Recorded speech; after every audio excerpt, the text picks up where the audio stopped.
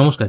আমার এক দর্শক বন্ধু রিসেন্টলি কমেন্ট করেছেন, যখনই উনি আধার কার্ড ডাউনলোড করছেন এবং ডাউনলোড করা আধার কার্ডের সাইজ যখন 2 MBর ওপরে হচ্ছে, সেগুলোর সিগনেচার কোনোভাবেই কিন্তু ভেরিফাই করা যাচ্ছে না। কিন্তু যে আধার কার্ডের সাইজ মানে ফাইল সাইজটা 2 MBর নিচে, সেগুলো কিন্তু সিগনেচার ভেরিফাই হয়ে যাচ্ছে, মানে গ্রিন টিক চলে আসছে। এবার যেগুলো 2 MBর নিচে সাইজ, সেগুলো ডাউনলোড করার সময় জিজ্ঞাসা চিহ্ন যেমন আসে সেগুলো আসতো, সেগুলো আপনারা পিডিএফ রিডারের মাধ্যমে ভেরিফাই করে দিলে কিন্তু সেই গ্রিন টিকটা চলে আসতো।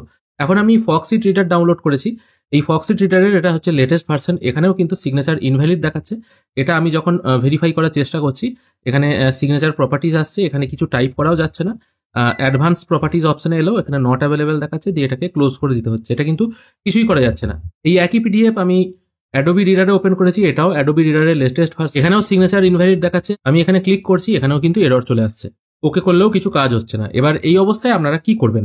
আপনাকে তো প্রিন্ট দিতে হবে, আর প্রিন্ট করলে বা আপনারা যখন প্রিন্ট করে ল্যামিনেশন করে দেন, সেক্ষেত্রে এই ক্রস লাইনটা থাকলে বা রেড ক্রসটা থাকলে ব্যাংক বা অন্যান্য জায়গায় এবং কাস্টমারও অনেক সময় কিন্তু নিতে চায় না। তাই যেহেতু এর কোনো সুরাহা নেই, এর অল্টারনেটিভ হিসাবে আপনারা কিন্তু কিছুদিন কাজ চালাতে পারেন। যদিও এটা কিন্তু একটা অল্টারনেট অপশন, এটা কিন্তু পার্মানেন্ট সলিউশন নয়। তাও কাজ চালানোর জন্য আপনারা এই প্রসেসটা অবলম্বন করতে পারেন। এর জন্য আমাদের পিসিতে ইনস্টল করতে হবে ফটোশপ CS3। এই ফটোশপ CS3 থেকে আপনারা কিন্তু যে কোনো পিডিএফ ওপেন করতে পারবেন।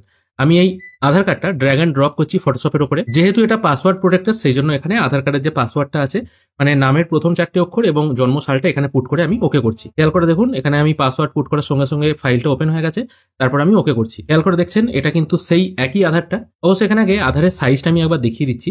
এই আধারটা সাইজটা আমি রাইট ক্লিক করে প্রপার্টিজ অপশনে চলে আসছি। এখানে দেখুন 2.66 MB এই আধারটার কিন্তু সাইজ। এবার যখনই এটা ফটোশপে আপনারা ওপেন করবেন, জাস্ট এই জায়গাটায় সিলেকশন করে নিয়ে ডিলিট করে দেবেন। তারপর কন্ট্রোল ডি প্রেস করলে সিলেকশন অংশটা চলে যাবে।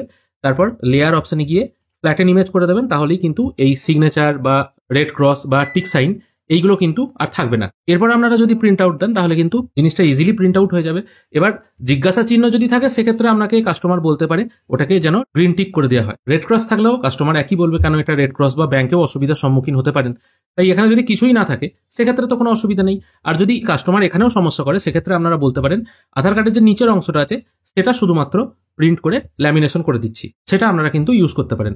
উপরের অংশটা তো অতটা প্রয়োজন নেই। যেখানে নিচের অংশে সামনের দিক পেছনের দিক যদি থাকে, সেক্ষেত্রে আপনি জেরক্স করেও কিন্তু কাজ চালাতে পারবেন। আর এখানেও একটা দেখুন কাঁচির সাইন দেওয়া আছে। এখানে দেখুন তিত্তির একটা দাগ দেওয়া আছে। প্রিন্ট করার পর এই দাগ অনুযায়ী কেটে তারপর এটাকে ফোল্ড করে ল্যামিনেশন করে দিলেই কিন্তু আপনার কাজ হয়ে যাবে। এবার যাদের কাছে ফটোশপ CS3 নেই বা ইনস্টল করতে চাইছেন না, তারা কিভাবে কাজটি করবেন?